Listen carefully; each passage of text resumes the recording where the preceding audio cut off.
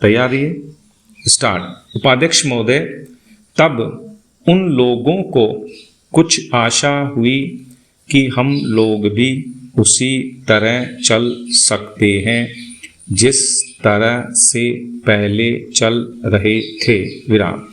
लेकिन अभी हाल में जो चुनाव हुआ उससे देश के धनिकों के मन में बड़ा संदेह पैदा हुआ कि इस चुनाव के बाद उनकी स्थिति वैसी नहीं रहेगी जो अब तक चली आती रही है विराम।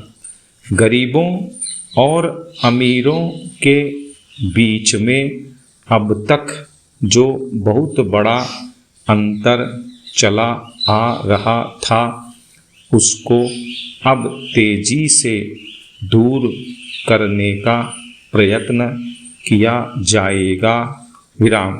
श्रीमान, मैं आपका बहुत ही आभारी हूँ जो आपने सदन में चालू वर्ष के बजट पर अपने विचार प्रकट करने का अवसर दिया है विराम।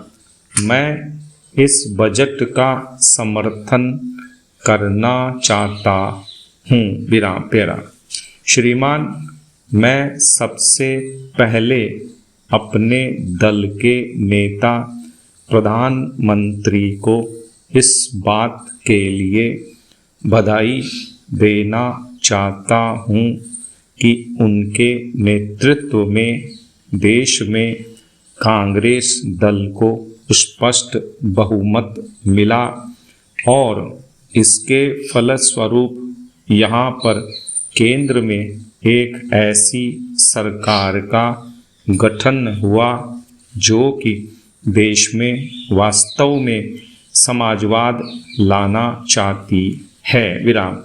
मैं वित्त मंत्री जी को इस बात के लिए बधाई देना चाहता हूँ कि लोकसभा के मध्यावधि चुनाव में जनता द्वारा कांग्रेस दल को जो आदेश दिया गया था उन्हें स्मरण है और वह तन मन धन से उसका पालन करना चाहते हैं विराम। वह आदेश था देश में सामाजिक और आर्थिक विषमता दूर करने का, देश से गरीबी, बेकारी और बेरोजगारी को हटाने का और देश के जो पिछड़े हुए हिस्से हैं उनका पूरा विकास करने का विराम। साथ ही साथ इस बात का भी आदेश था कि देश के अंदर इस प्रकार की सामाजिक और आर्थिक व्यवस्था पैदा की जाए जिसके अंतर्गत जनता शोषण से मुक्त हो सके विराम। श्रीमान, यह ठीक है कि देश में कृषि के क्षेत्र में उत्पादन में वृद्धि हुई है विराम, परंतु इसके साथ ही साथ यह भी दृष्टि में रखना चाहिए कि लागत में भी पूरी वृद्धि हुई है विराम।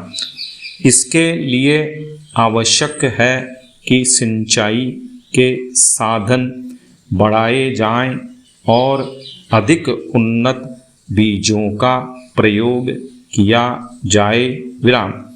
आज कृषकों को कृषि के यंत्र मिलने में बहुत कठिनाई हो रही है। जैसे छोटे छोटे ट्रैक्टरों का देश में बड़ा अभाव है विराम। उनके बनाने के लिए शीघ्र नए कारखाने खोले जाएं जिससे कृषकों को जल्द से जल्द ट्रैक्टर मिल सकें विराम। देश तभी प्रगति करेगा, हमारा ऐसा विश्वास है विराम।